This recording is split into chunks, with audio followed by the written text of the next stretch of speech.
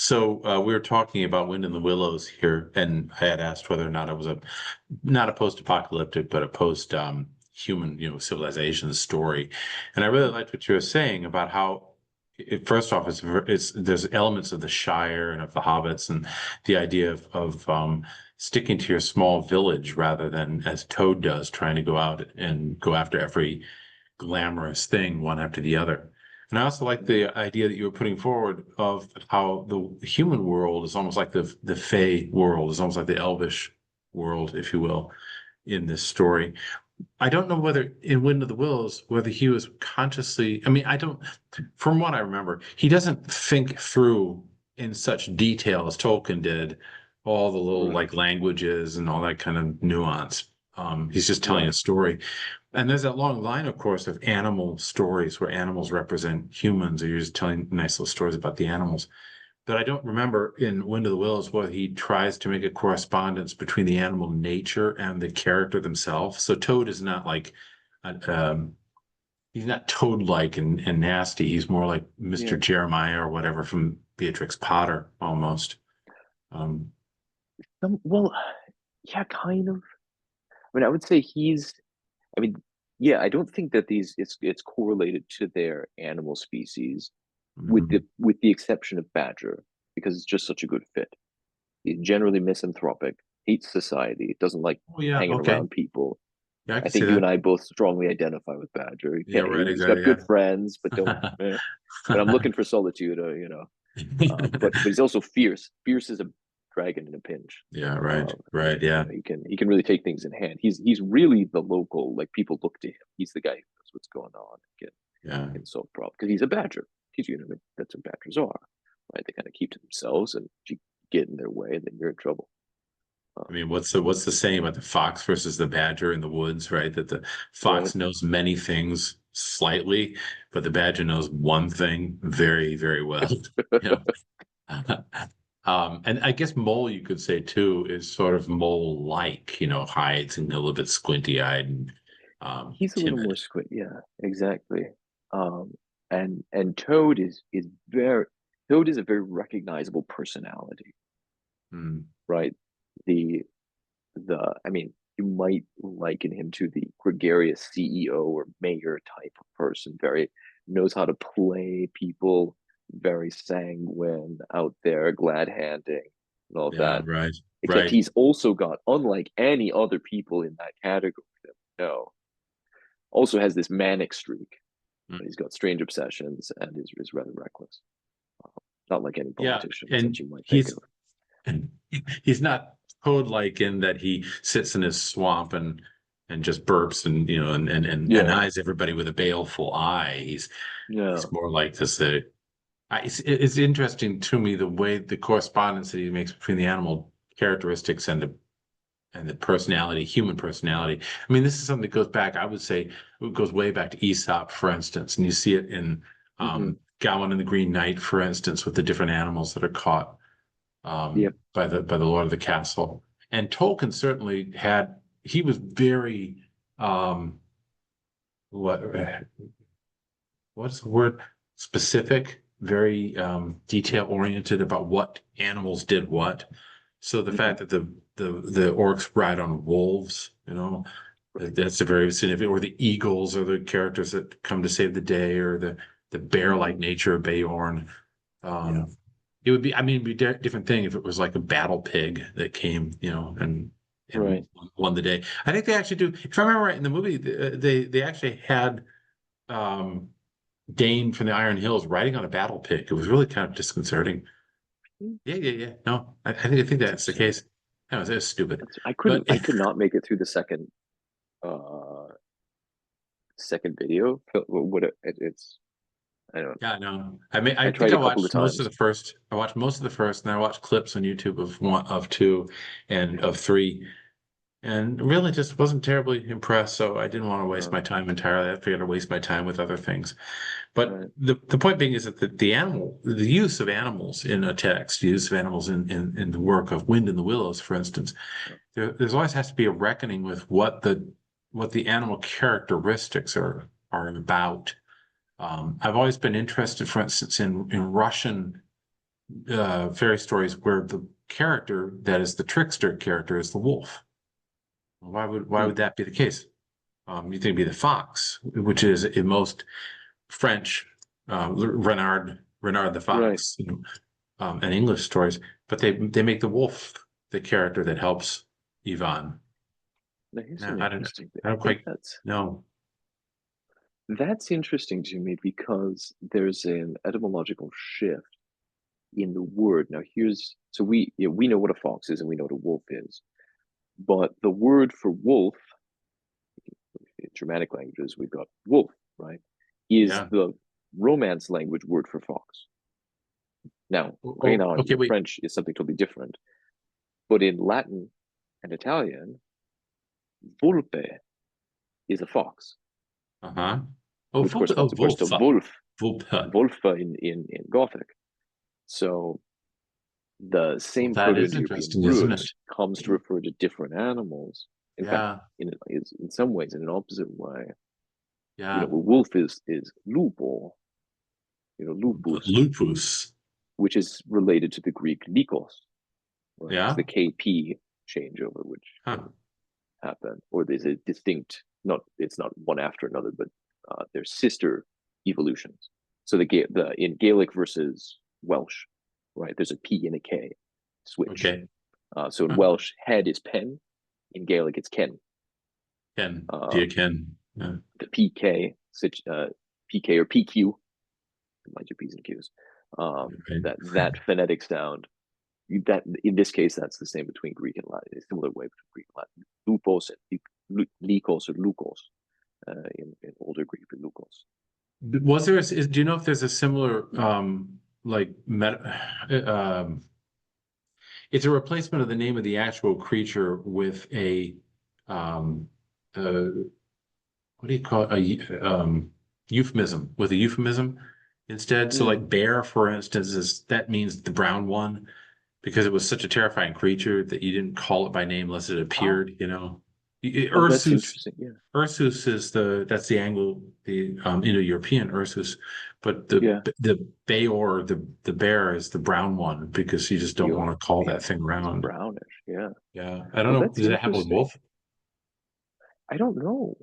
I don't. I don't know where wolf comes from, Hmm. or where lupos comes from, for that matter too. Um, but in any case, so here's my thinking on the wolf thing. The wolf is a trickster in Russian. I don't know what the word is in Russian for wolf Well, or Old okay, yeah. Slavonic, which might be more I don't either. significant. But in French tales, you have the fox, which would be a Yeah. volpe Hmm. in the Romance languages, but French, the language evolved renard, but there's a cultural memory of that animal, even though we call it renard now, may have originally been called vulpos. Okay, so there's the wolf fox connection. This is the Okay. hypothesis that creatures of that sort, whether solitary and red or large and group based, but it's always a solitary wolf. I think that's the Yes. trickster, Right. right? It It's not is. Yeah. like the wolf Mhm. pack. It's not the It's not pack. like Right. Mowgli or something. Yeah. Um, it's the solitary wolf. So you've got a solitary canid figure that, at least earlier in the etymological evolution of things, is the same named creature, even if it's Hmm. biologically two different species. And if the That stories, it might be linked to the name. I guess. I wonder if maybe, it's linked yeah. to the name. I mean, if the stories are as old as they are, there's Mm, always a possibility that what we're dealing with in the stories is actually a fox, maybe, and that right. it was called by the name wolf and over time just became wolf instead of fox in the Russian stories. That's another possibility that Yeah. it's like a vestigial organ or something. The word exists, but it's now referring to a different thing in a more modern culture. That's a possibility. Um, that's kind of fascinating. It's kind of fascinating. I know that in Jungle Books, I always liked Rudyard Kipling. He's a 20th century, of course, writer, but I always liked the way he was very distinct in trying to make his animal characters a type, a human type. Yeah. He Yeah. doesn't like Mowgli doesn't get raised by Kaa. Ka is a very devastating force. He's Right. terrifying force, but he's actually raised by the bear and by the panther, Bagheera, and um, what's his name? Baloo, Bagheera and Baloo. And so it's again, it's like that makes sense for mentors for a young guy. And then the Shere Khan threat is definitely another tiger burning bright kind of threat. So Yeah. I like that very much. Yes. Here's a bit, just a quick Yeah, go ahead. dive into etymology in sort of Russian. The word for wolf is is volk, right? Which I see for the old Slavonic is what was interesting is vliku. Vliku is the word for wolf. So the word Which is for very close. fox is lisu, lisus, Which lis, again, very close. lis, which is close to the lika, the likos Yeah. of Greek. So the word for fox is more like the Latin word for wolf, whereas the word for wolf is perhaps similar to the Gothic, Proto-Gothic kind of the VLF kind of thing. And that VLP. did you mention that the Lycos comes down through Greek to So modern English? Is that what you said um, earlier? not to modern English, but likos is the Greek word, which in some places would be pronounced lukos, which becomes lupus in Latin, Yes, which is yes. lupo, like lobos in Spanish, right? Lobo, Lobos or Lobo. right? Wolf. So in the Romance languages and Greek, you got the LUK or LUP thing going on. Mhm. That's one word type. And then in the and that's the word for that's right. That's the word for wolf. Yep. Okay. Just trying to keep the concept straight in my head. Then in the Germanic languages, there's something like wolf or volp for the wolf, canis lupus, and then there is the Russian word, what is it, vliku, which would be related to that. Yeah, Might be. I right, mean, it's obviously it's not right. from Gothic, but okay, so it's alongside. It's another Indo-European. It seems to make sense closer to the Germanic thing Hmm. with the v VLK, VLF or VLP, and VLK. Okay, that seems fine. The Russian word for fox, though, lisu, lis, is the LUS, LUK. So LUK, K becomes C, C becomes pronounced as an S sound. They use that, the Greco, um, the Greco-Latin word for wolf is how they apply it to a fox. Yeah, right.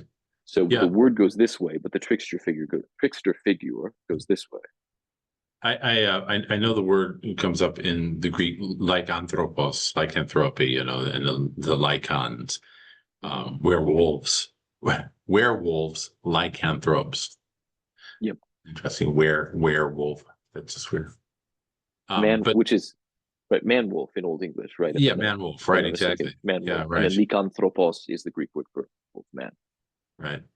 Yeah. Um, and then oftentimes the language can be scrambled, so you might have a different order of words or letters too.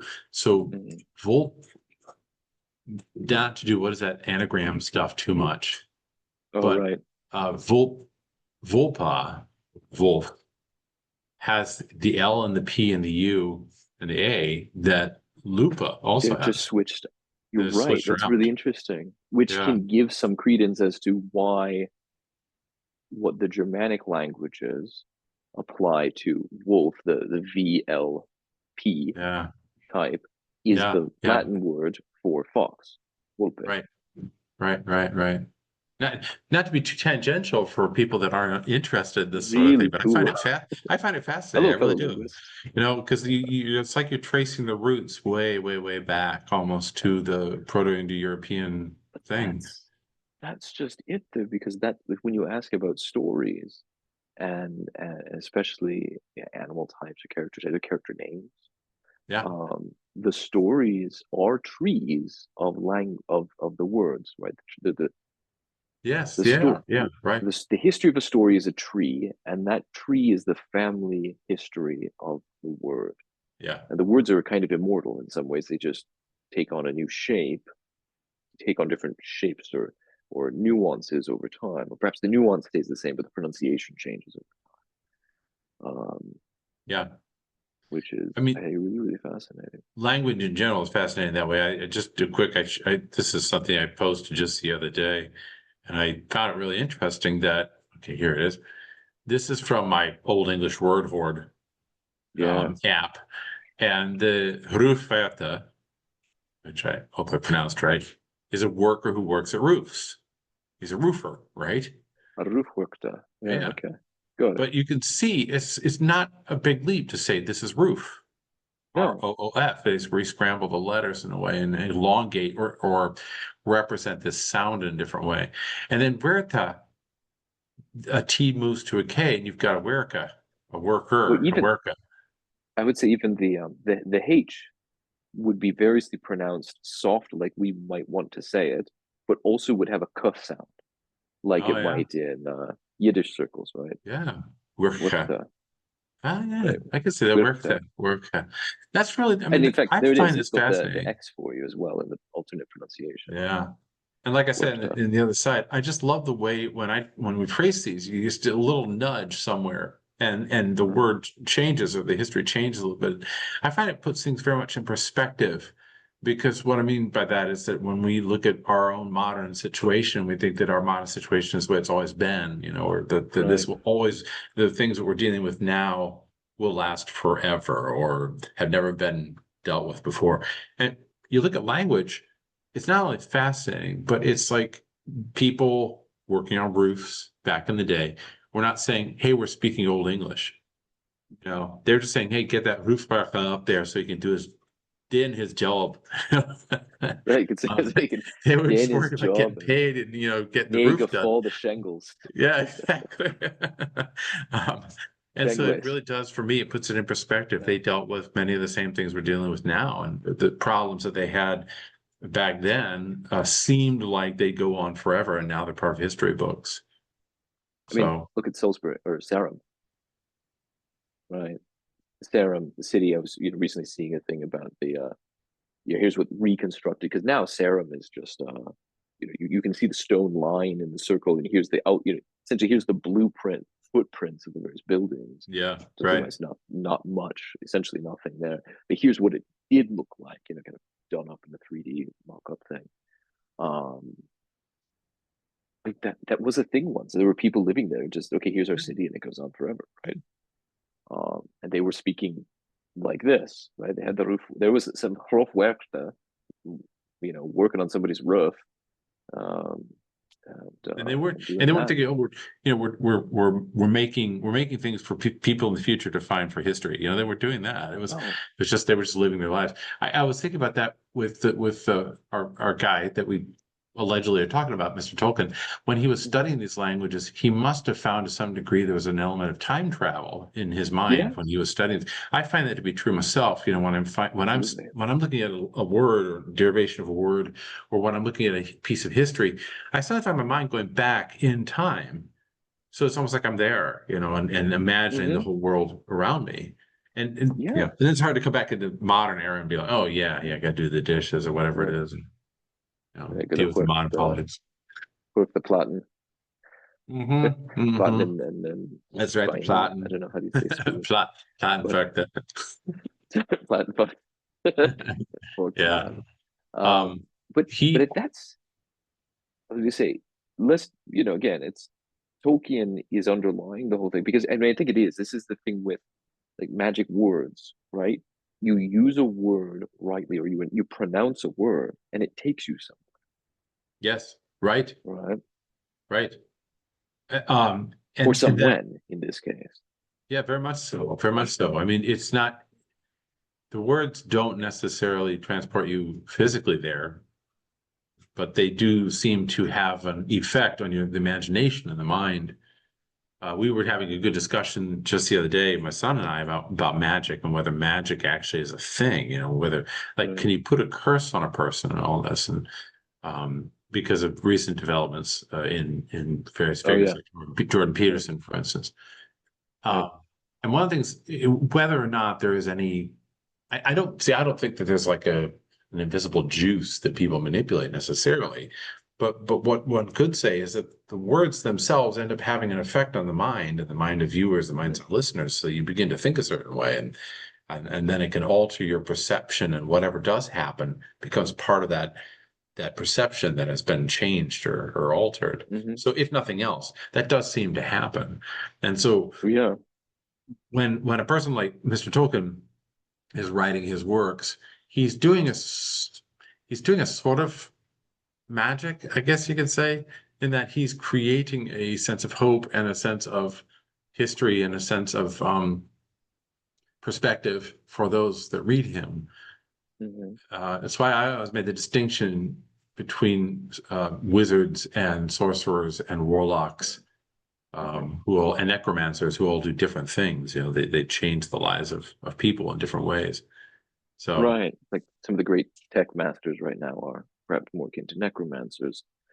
yes, Um, yes, whereas Tolkien very cognizantly is doing magic, right? He's weaving spells, yeah, right? that's right. He's Yes, very conscious of this fact yep, because yeah. remembering that, of course, spell is the old English word for story, Hmm, right? hmm, hmm.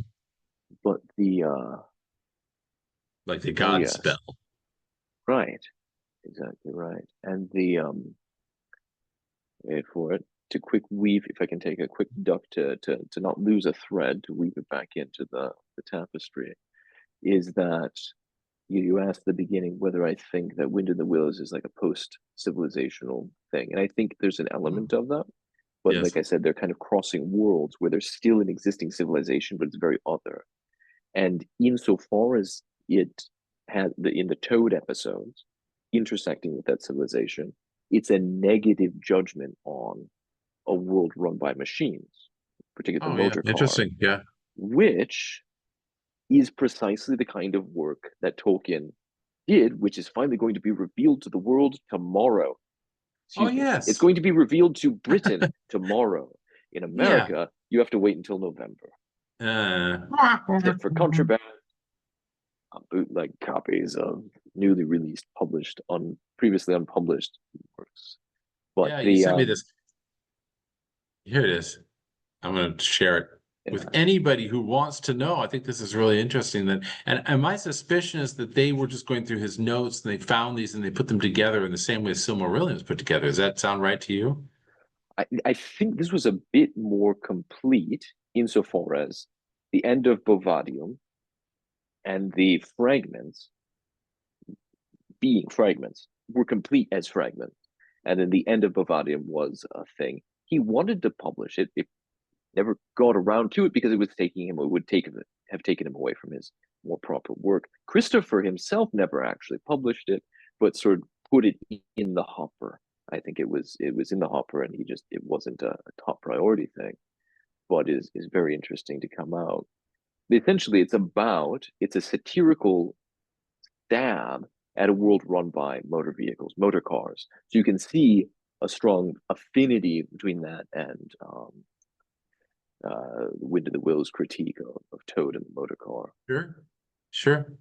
I mean, I'd See be what very happens with that. interested to read this myself. Like, I'm interested to read his time travel sketches Yep. too, mainly because I'm fascinated by how people in eras much earlier influence things that we think, well, that's the starting point of whatever this genre is. So, for Mm-hmm. instance, like when The Matrix came out in the 90s, the movie The Matrix came out in the 90s, it was really kind of a pivotal point in sci-fi history. It was Mm-hmm. such a phenomenally well done movie for the time, and it really was a commentary on where we're headed in terms of the technology, but also the whole being trapped in that world of commerce. But that seems to have its origins, or that is a world run by machines and making humans into batteries. It seems to have its origins in earlier works. So for like Yeah. Terminator, which came out in the 80s, was more like we Bingo. created the machines and then they tried to destroy us. But it wasn't about being trapped in this world of commerce and being made into a battery and the artificial world they create in Matrix. That was a much more advanced observation about the situation that we found ourselves in the 90s. Mhm. But it was based upon earlier science fiction works. And I'd be interested to find out how much influence would something like this, which wasn't published, how much influence would this have had, or if it had been published, or was he embodying ideas that eventually made their way into the mainstream of thought? I don't know.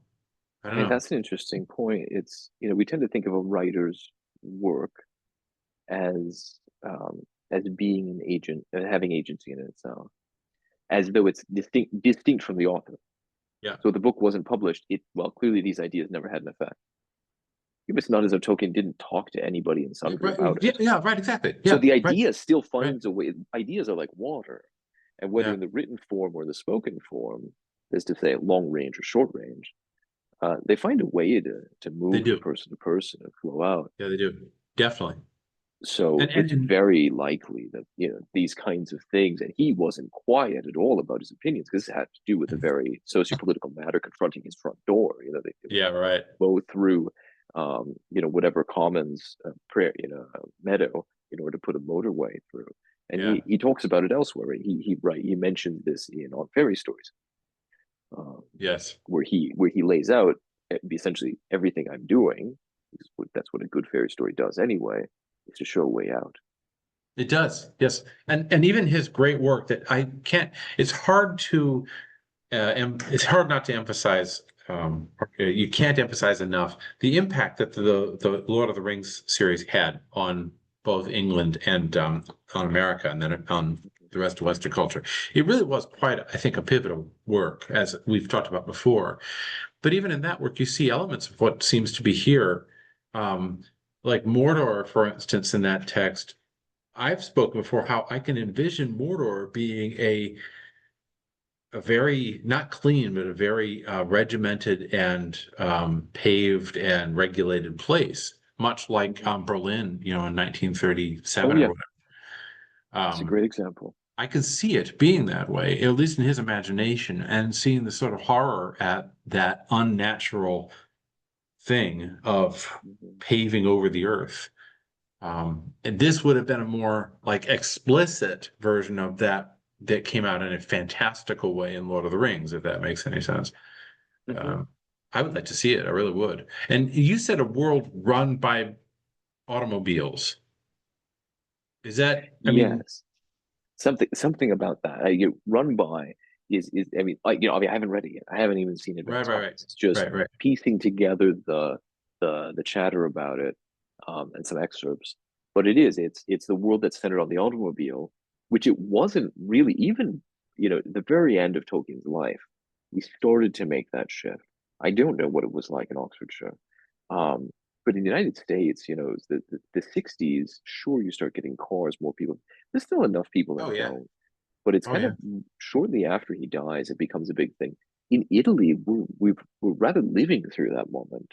When I first came to Italy, I suppose 20 years ago now, but even when I came 15 years ago, most people in, say, Orvieto did not have cars, and you didn't need one. Now, in the last 5 years, everybody's got a car, and a lot has changed about the town and the layout and the area roundabout to accommodate those cars and to evacuate essentially what had been the most livable areas because they're no longer supportive of life. Because what does it mean? What does it look like tangibly to have a world run by motor vehicles? And we saw this in the 50s and 60s in the United States in much of say even St. Paul, right? Every corner had a grocery store, or every neighborhood had a grocery store on the Yeah. corner, and a butcher and a baker, and probably a milkman who came by. Yeah. You had that kind of world.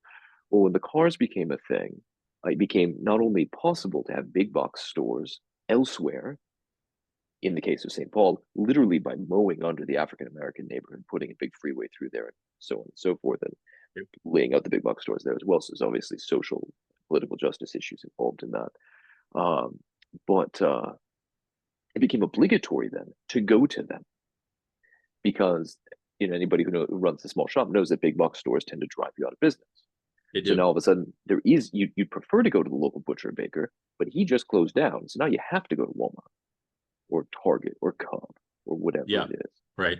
Um, and so now all of a sudden you're driving that far. Well, maybe it doesn't make sense to live in the little kind of knotted, tangled, organic neighborhood you lived in because the value of that was in walkability. Well, now you don't walk anywhere anymore because there's nowhere to walk to. You got to drive. So now you move out to the suburb where it's a more of a straight drive to everywhere that you need to go. And your whole life starts to change around that. And all of a sudden the garage becomes from an extra shed at the end of your yard to actually dominate the major part of your house, most of modern American suburbia. Right. And Yep. so then your whole house, your architecture, which means your home life, begins to be shaped around that.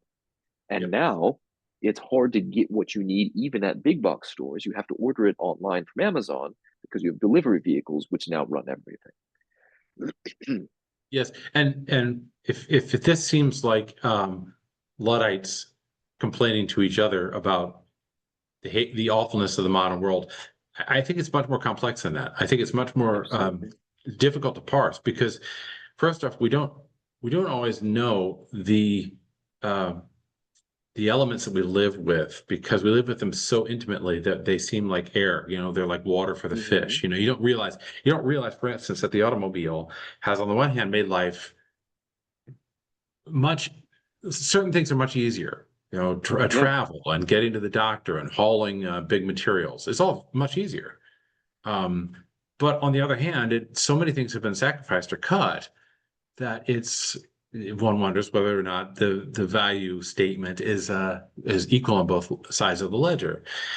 But if, for instance, we did value the community and we value being able to walk to a store, and we value the autonomy of the individual, then we have to call into question what is happening when the road cuts right through the highway cuts right through your village, um, when all the local shops and establishments are put out of business, like you said, when you can't walk anywhere anymore, you have to drive. Like we had that up north, we had a Right. community. Well, we didn't have a community. We had uh, area where houses had been built along the roads connected to the big highway, which connected down to Wally World or something. And it was the only place you could shop. There was no other shop besides Walmart. We had to do all our shopping for clothing and food. Yep. So it was a housing area that was built on the expectation that you were going to drive. And so you had to be reliant on driving. And if this seems like, so what big deal? Get a car. Um, the same idea can be applied to things like the internet, right? Like because all your stuff is online, that's great. It's all scanned, it's all digital, and you can find anything online. But now where's the print? And how much more difficult is it to read online than print? And so you become dependent on online, but maybe you don't read at all. Maybe you just stop reading. Maybe reading itself declines. Maybe ideas become more controlled online than they do in print because the online is it's controlled by certain individuals in the same way Right. that the printing presses once were. And what if the technology itself collapses? What if gas stops being a thing? And then what do you do? And what do you do if the internet collapses or we're hit with an EMP and suddenly we don't have the access to the internet? There's all these different questions which I think anybody who is at all reasonable needs to grapple with. I think Tolkien was doing it very early on. I was interested not to hold the conch shell for a little bit longer, Hmm. but I was very interested in the Butler, the Samuel Butler essay. I think that I shared that with you, right? That little detail. Well, Samuel Butler back in the 19th century wrote a book called Erewhon, which is nowhere spelled backwards. And it was a story about a travel to a future city, et cetera, et cetera. That's neither here nor there, but he wrote a little essay, a little like fake, I don't know, it wasn't fake. I don't know what to call it. It's a letter to the paper, which basically Hmm. says the the industrial revolution is occurring even as we speak. And we will soon be faced with the consciousness of of machines, which will end up dominating human life and extinguishing it. And if we have any chance of surviving, we have to revolt against machinery now in the 1840s before it's too late. We have to have a revolt against machinery and reject it outright. We cannot compromise with it because it will take us over completely. This is the very idea that Frank Herbert based his The Butlerian Butlerian jihad. Jihad on. It was on that Yeah, letter. So yeah, yeah, that 1840 thing had a trickle down effect where it emerged again then in the 60s, as an idea. But I would hypothesize that it never the idea I expressed something that was already developing in the 1840s as a strain of thought, like we said, like a river that just continued through and then emerged in different forms rather than a direct reference to yep, Butler, except that he yep. calls it the Butlerian Jihad for a reason. Yeah, which I mean is also not unlike William Butler Yeats, right? The falcon cannot hear the falconer gyring, and Yes, you're whatnot. right. Yes. That the center cannot hold. Um, but no, that's really interesting because I would say that's I mean essentially that's what the scouring of the Shire is about in a very explicit Good way, to point. revolt against the machines, because it could have been they come back, the hobbits come back, the band of merry men that they are, drive out the ruffians. But then, like, isn't it great to have an industrial mill? Well, let's see what we could do with it. We could grow the economy. We could make the Shire great again, or do whatever, right? And advance into the future. We got to get competitive with the other nations and build a nation Right. state, and all of a sudden turn full Prussia, right? Make machinery, war machinery, military machine state, and so on. Like, that's an option one could have done, right? They could have just kind of, great, Saruman built this. Let's use it and keep going with it. But they don't, because Tolkien writes in Yeah. that's not the right thing to do. That's not going to be good for you. The only way to make this work is to you got to scour the pan. You can't leave that on there, because if you leave that crap on your pan, it's going to become Mhm. more and more part of that pan, and then you can't get it off anymore. Yeah. Um, Yeah. in a lot of ways, this is what the the main thrust of Wind in the Willows, written before Tolkien's time, or at least in his early days as a child, would have been about the same kind of theme of rejecting the machine world in favor of the natural, which is why I think he chooses that natural substrate of animals, right, being protagonists of the whole Yeah, the whole idea of the sabotage, thing. Yeah. it actually has some legitimacy when you realize that it was the weavers who were throwing their wooden shoes into the modern machinery because they knew their jobs were on the line. They thought if they could destroy the modern machines that have been installed, they might be able to keep their jobs. And unfortunately, they couldn't. They were completely replaced there in France. Right. So. Right. Yeah, I Yeah. find it interesting. I mean, there is if you take it to another level, there is an element here which one has to contend with. If if the machines that we're dealing with, whether it's the automobile or the internet or whatever, are um, simply material stuff. I mean, if we live in a purely materialistic world, then what's the big deal? We're making people better. We're improving life. We're going to Mars. We're putting a chip in people's heads. We're making artificial limbs. We're traveling our consciousness over vast distances from Indiana to Italy. What's the big deal if it's a purely materialistic world? But if it isn't, then one has to contend with the idea that the dark forces have throughout human history tried to break through in various ways to destroy anything that is good and anything that's light. And oftentimes they do so with the guise of beauty, as Morgoth does, and then also later Sauron. Um, Right.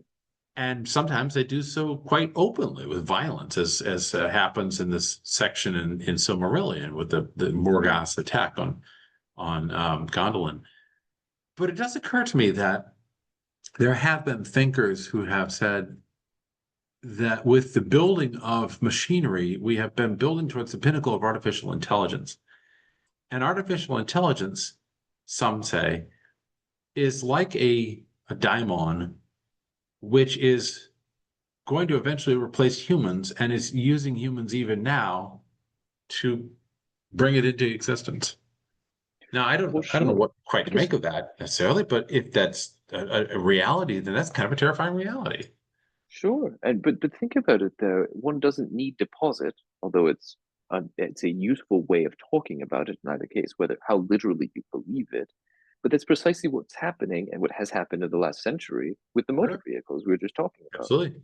Yep. Motor vehicles, so the great highway system, the great freeway system of motorized vehicles has been slowly utilizing humanity to bring itself into existence. I mean, It has. we tend to It think, okay, has. we did this, oops, and then this happened, and well, there's unintended consequences. Or you can look at it from the other end and say there's a teleology that's been drawing things to that end. And both of those aspects are legitimate, but I think we're impoverished to look at only one of those aspects, namely, we're just fumbling about and things happen. I mean, that's a rather toddler perspective, like toddler level way of looking at the world. Whereas no, in reality, you're tired, you're crabby, you haven't eaten dinner yet, and that's why you're falling apart, right? It's not just one thing happening after another. You as mom and dad know there is an end that in this case, in the case of the toddler not being met, in the case of humanity moving forward, the end that's drawing it to itself because so you invent motor vehicles and now you got to go long distances. And then the motor vehicle demands that we bulldoze down your house, or in the case of Hitchhiker's Guide, bulldoze over Oh yeah. your Yeah. planet, right? Isn't that the same kind of thing? You got to bulldoze over your village to make your eminent domain, your planet, get out of the way for the intergalactic highway to come through. Because there's this Yes. other aspect, is not just some sinister um, dystopian world that we might go into, or we're all genocided or something in the name of the machines, or we all release ourselves, to a better machine run existence. But the fact that there are real human, like we get to sit at our desks and talk about it because we don't happen to be the guy whose house is getting bulldozed over for the freeway system to come through, or Yeah. we don't happen to be the village that's getting um, bombed and bulldozed over to dig up rare earth minerals or whatever it might happen to be Right. to make all these things possible. Um, and so there's these other really dark, inconvenient elements that I typically don't form part of the conversation. Is that somebody's got a gun to their head in order to make X, Y, or Z possible, right? Somebody's Mhm. being eliminated or removed in order to make X, Y, or Z possible because that's the way that a lot of the technology goes. It's not just a bucolic meadow gets turned into a parking lot. Like that was also somebody's subsistence. Like that was their living, and now Yes. they're starving to death. Or perhaps they Yes. objected and they end up with cement boots in the bottom of the river, Or right? yeah, Like or maybe they had some wacky idea that this area was a place where God needed to be worshipped and that there was a God. And too bad for you because it's going to be pavement. It's going to be Target. It's going to mm, be Amazon buildings. You can't no, deny progress after all. and that's a big deal, right? You got those things coming popping up everywhere, which makes our lives more convenient. Yeah. Unfortunately, also more dependent, but it also has more immediate consequences on the poor Stuckers who now without a house. Yeah, right. Yeah, I was thinking about this the other day with the self-driving cars. Everybody's like, "Oh, the self-driving cars, they drive themselves. It's so fantastic. Wow, it's That's great." a terrible idea. It's such a terrible idea. Yes, it is.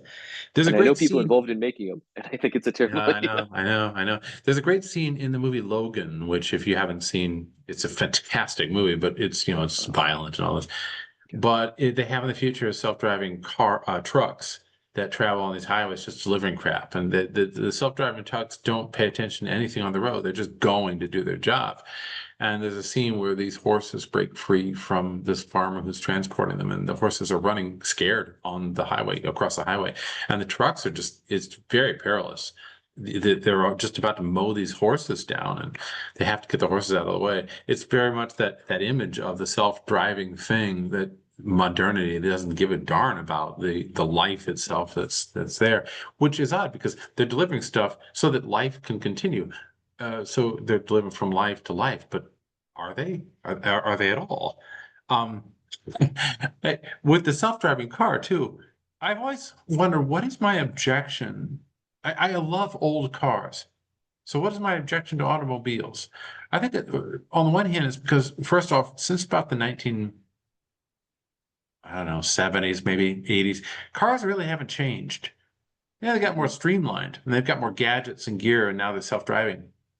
but they really haven't changed because I think there's a shift in what the automobile was supposed to be sometime around the 1960s or so. Before the 1960s, automobiles were things of beauty. They were things of Hmm. luxury almost. They were things It was a that, luxury item.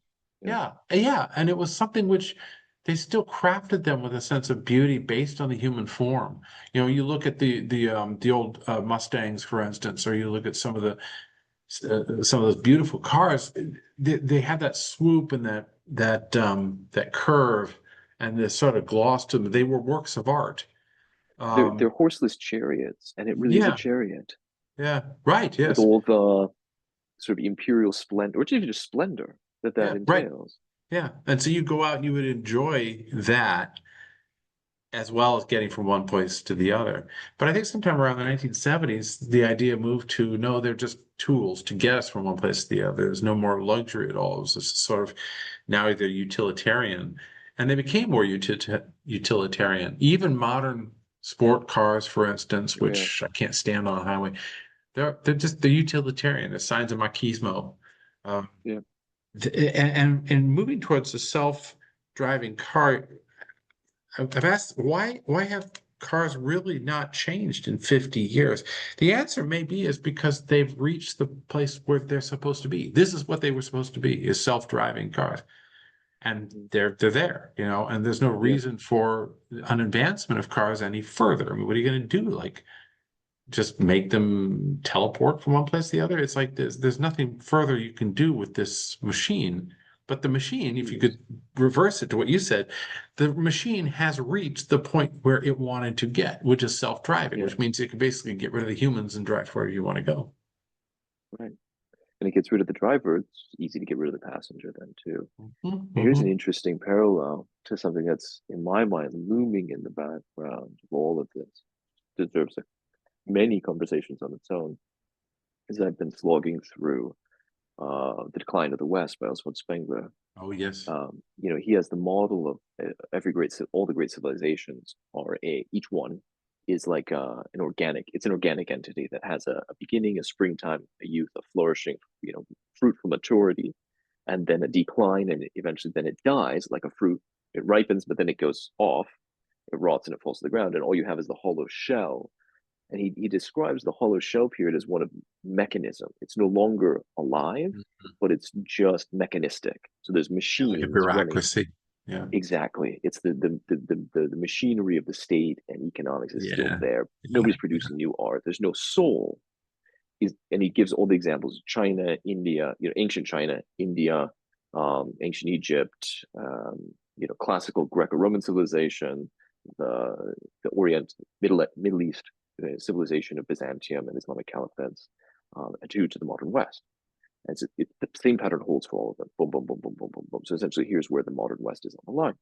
And it's at the end, by the way, it's in the mechanistic period. He says, we've entered that essentially Napoleon, around the time of Napoleon. Um, he's drawing a lot on Goethe for that. But that's just to say, with the motor vehicle, you've got the same thing. You've got a thing that's human at the center, but it is a machine. Like, it's no longer living, right? But there's still Yeah. a human at the center in design and beauty, even though it's only replicating the beauty of, say, the Baroque or Rococo um, stagecoaches, whatever you call them, carriages, and that kind of thing. And then now it's reached the point where you don't even need a human being inside of it. It's just the hollow shell with no soul, quite literally no soul. Um, just the hollow shell machinery at work. And it could be that if the car, the motor vehicle, is the symbol of the age, right, in all of the promise that it had, it is also still the symbol of the age as a hollow shell machinery with no living being inside of it. That could just be in some ways a spiritual representation of, or say it's the image, it's a mirror image, it's a projection of what we as a civilization have become. Is a hollowed out car with no driver. Well, that's definitely something to chew on. I've seen it in other areas too. Moving down from Minnesota, I've yet to change my healthcare provider and my doctor and my pharmacy, and so I'm still getting messages constantly. You know, your pharmaceuticals are ready to pick up. come pick up your Mhm. pharmaceuticals. Why don't you come pick up your pharmaceuticals? Pharmaceuticals already. You know, it's never like a human being at the other end recognizing that there's another human being who's moved and hasn't yet changed his address.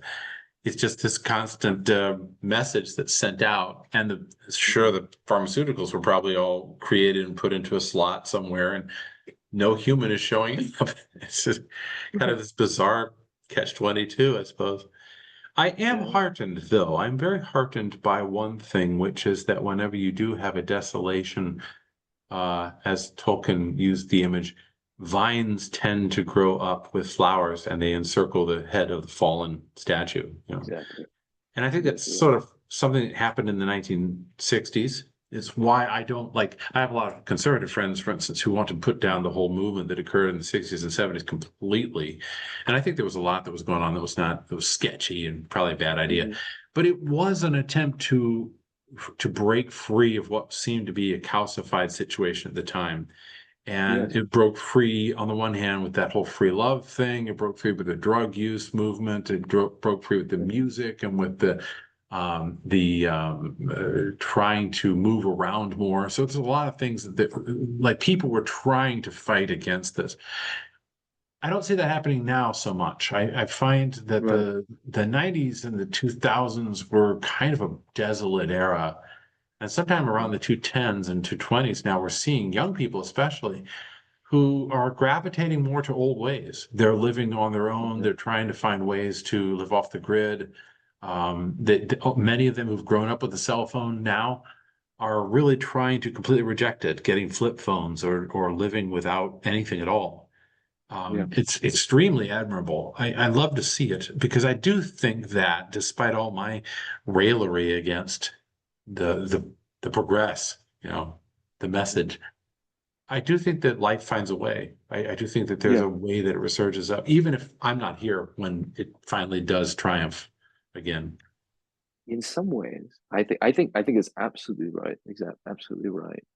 And I do have to get going. But Yep, one thought you that do. occurs to me as you were saying that is that's kind of like what we were talking about earlier about the abandoned houses, abandoned villages, is that nature does take over again. They don't stay desolate concrete, plateaus.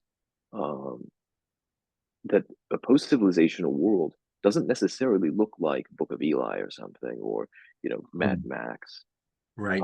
but probably looks more like Badger's house in The Wind of the Willows. Yep. And it's some that also gives us, to make the image stick in the minds of our three listeners, is a Jurassic Park is a story of hope. Like you said, life finds a way. And when we stop viewing the dinosaurs, even the T-Rex, as a monster, as a bad guy, it's the triumph of the organic and the natural over the machine constructed thing to try to impose artificial barriers and have everything run on a grid. That the grid fails and nature reclaims its place. And that's not necessarily a bad thing, No, it depending on isn't whose really. side you're on. Yes. Well, yeah, thank you for this. And thank you for cluing me into this because I really do look forward to this book. It looks like it's going to be something really fascinating to read. Yeah, So yeah, it is. It's going to be. let's call it quits, go our Well, merry good. ways, and Thank you continue so opening much. boxes. Yep, So thank you so much. Take care. I'll see you in a bit. that's right.